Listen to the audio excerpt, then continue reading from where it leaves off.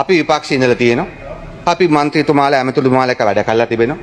අපි කවදාවත් മന്ത്രിවරයෙක්ගේ අගමැතිවරයෙක්ගේ උපාධි දිහා බලලා හැසිරීම් දිහා බලලා එයාලා මෙතන හැල්ලු කළා නෑ.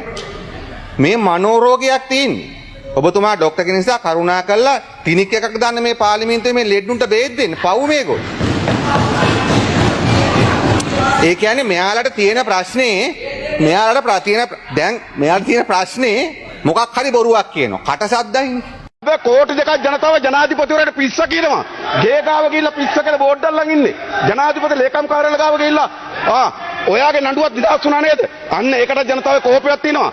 සම්පකාර සභාපතිවරයාට හොරකම් කරලා ආණ්ඩුව ඇවිල්ලා අල්ලස්සන්න වෙන්නේ නිදහස් වුණා. දැන් නැගිටින්න ඕන. ඔයා නැගිටින්න නැත්තම් කවුද නැගිටින්නේ? ඔයා හිරේ යන්න හිටපු කෙනානේ. ආණ්ඩුව ඇවිල්ලානේ නඩුව නිදහස් කරගත්තේ. ආණ්ඩුව ඇවිල්ලා නඩුව නිදහස් කරගත්තු කෙනා මට කෑ ගන්න නැත්තම් කවුද කෑ ගන්නේ?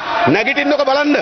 මේ නැගිටින කෙනෙක් එක්ක නඩුවක් අයින් කරගත්තු කෙනෙක්, එක්ක නඩුවක් තියෙන කෙනෙක්, එක්ක හොරකමට චෝදනාවක් ලක් වෙච්ච කෙනෙක්. නැගිටින්නකෝ. ඔයා ගිහිල්ලා බදුලේ මයියංගනේ හන්දියට බහලා පෙන්නන්නකෝ.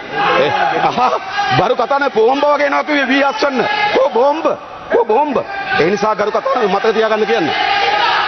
හරි. ඒක ඔයා කෑ ගන්න ඕන. මෙයා කෑ ගන්න ඕනේ බැසිල්ගේ අම්බැට්ටයා. බැසිල්ගේ අම්බැට්ටා කෑ ගන්න නැත්නම් මේ පාර්ලිමේන්තුවේ ගරු කතානේදී බැසිල් හිටියේ නැත්නම් පාර්ලිමේන්තුවේ එන්නෙත් නෑ. බැසිල් මොකද්ද කිව්වේ? බැසිල් කිව්වේ මොකද්ද? අපේ රටේ අපේ පක්ෂ මාධ්‍ය ප්‍රකාශක කෙනෙක් ඉන්නවා කිව්වා.